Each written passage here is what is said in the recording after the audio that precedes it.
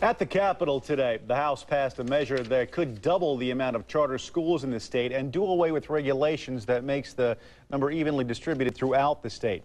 A House committee said no to a bill that would change the way Arkansas elects the president. The National Popular Vote Act would require the state give its 6 electoral votes to the candidate with the most popular votes across the country. And that same committee said no to a bill that would require voters to present their ID at the polls when they go to vote.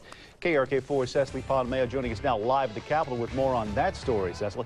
Well, Bob, you may have been asked for your ID the last time you went to the polls, but in Arkansas, by law, it is not required. And the House Committee on Governmental Affairs does not believe it should be a requirement.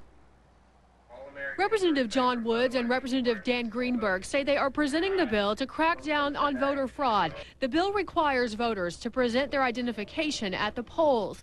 If the voters do not have an ID or decline, they can still vote, but sign a separate form. I think a primary civil right having to do with voting is the right to ballot integrity. It's the right to know that your vote has not been diluted by vote fraud. But the ACLU and NAACP spoke out against the bill. This ID would be a burden on many citizens to purchase some kind of a state ID. They point to statistics from the Brennan Center for Justice showing that in 2006, 11% of Americans do not have a government-issued ID. Among African Americans, that number was 25%.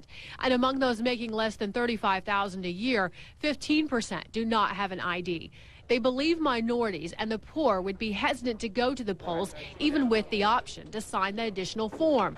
Right now, poll workers can request to see an ID, but Arkansans can still vote without it and not sign the additional paperwork.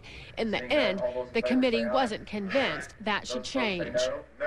I think that we have a voter fraud problem in Arkansas, and I think that the state of Arkansas is kind of an unwitting accomplice to that, and I'm sorry that we can't get agreement to have a good voter fraud measure. And Representative Greenberg told me after the meeting today he does not know if he will be reintroducing this bill. Live at the Capitol, Cecily Pontomeo, KARK 4 News. Cecily, thanks very much.